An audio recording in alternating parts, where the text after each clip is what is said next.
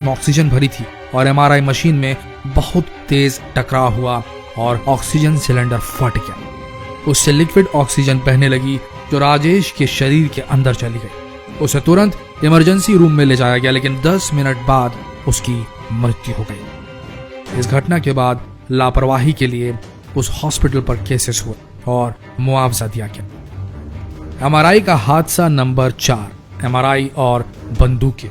बात सन 2013 की है। एक पुलिस ऑफिसर अमेरिका में इलिनॉइस के ग्रामीण इलाके में एक मेडिकल बिल्डिंग में चोरी की जांच कर रहे थे। जब वे एमआरआई रूम में पहुंचे, अनायास ही पहुंचे वो, तभी अचानक उनका सर्विस रिवॉल्वर एमआरआई मशीन ने खींच लिया।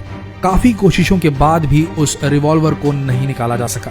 उसे तभी निकाला जा सका जब उस मशीन के निर्माता को संपर्क किया गया। 2013 में हुई पुलिस अफसर के साथ ये घटना पहली नहीं थी। 2009 में भी इसी तरह की घटना हुई थी। एक अफसर अपनी मां से मिलने के लिए एमआरआई रूम गए थे, तभी उनकी रिवॉल्वर भी एमआरआई मशीन द्वारा खींच ली गई थी। इस घटना में उनका हाथ भी फंस गया था, लेकिन वो किसी तरह अपने हाथ को निकाल पाए थे, लेकिन उनका हथियार कई घंटों तक वहीं फंसा रह गया था। इसी तरह 2006 में न्यूयॉर्क में एक पुलिस ऑफिसर के साथ एक घटना घटी थी।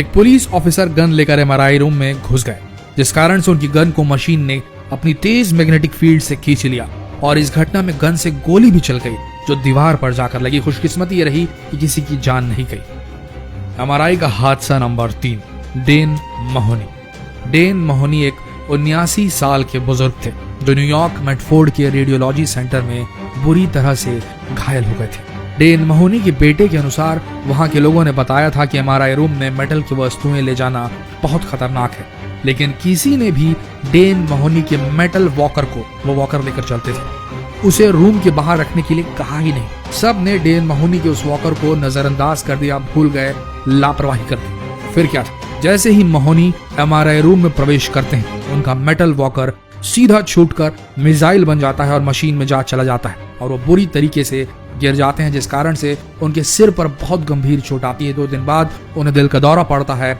और ठीक 2 महीने बाद उनकी मृत्यु हो जाती है। बाद में महोनी के परिवार को उस हॉस्पिटल द्वारा मुआवजा दिया जाता है।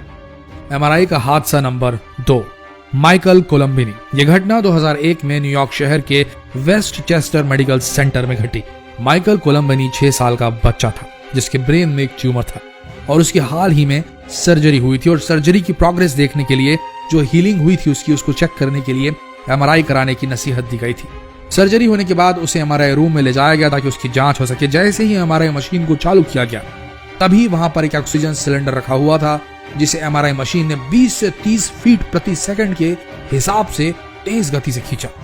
वो सिलेंडर उस बच्चे के सिर पर जोर से जाके लगा, जिस कारण उसके सर पर कई फ्रैक्चर आए। उसके मस्तिष्क को काफी चोटें पहुंची।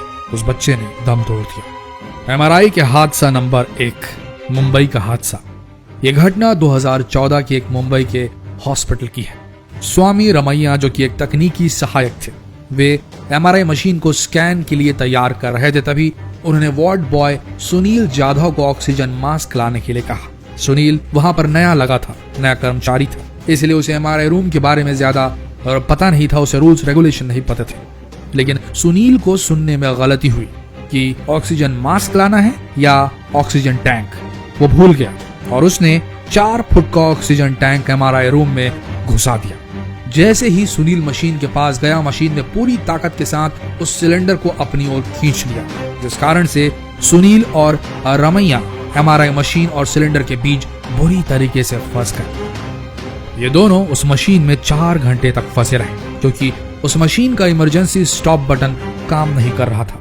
इस घटना में जाधव के कंधे फ्रैक्चर हुए और रमैया की किडनी डैमेज हो गई और इंटरनल ब्लीडिंग शुरू हो गई। वहां के लोगों ने बताया कि उस सिलेंडर को निकालने के लिए रस्सियों का सहारा भी लिया गया, लेकिन जब तक उस मशीन के टेक्नीशियन नहीं आए तब तक उसे निकाला नहीं जा सका। बाद में उन दोनों का इलाज उसी अस्पताल में हुआ और उन्हें मुआवजा भी दिया गया। तो दोस्तों, अगली बार अगर आप हॉस्पिटल जाएं और एमआरआई कराने वाले हों तो इस बात का खास ख्याल रखें कि कोई भी मेटल की चीज लेकर ना जाएं। आपके शरीर में कोई भी मेटल इम्प्लांट नहीं होना चाहिए। एमआरआई सेफ मटेरियल से जो इम्प्लांट होंगे वही सेफ रहेंगे, अन्यथा नहीं। इस बात का खास ख्याल रखें। जितना हो सके इस वीडियो को शेयर करें, फेसबुक पर शेयर करें, व्हाट्सएप पर शेयर करें। न जाने कब आपको एमआरआई की जरूरत पड़ जाए। तो तो मिलते हैं अगले वीडियो में, तब तक के लिए बने रहिए हमारे इस दिलचस्प पेज के साथ, जिसमें आने वाले दिनों में कुछ बहुत ही रोचक वीडियोस डलने वाले हैं। तो अभी फॉलो कीजिए इस पेज को। धन्यवाद।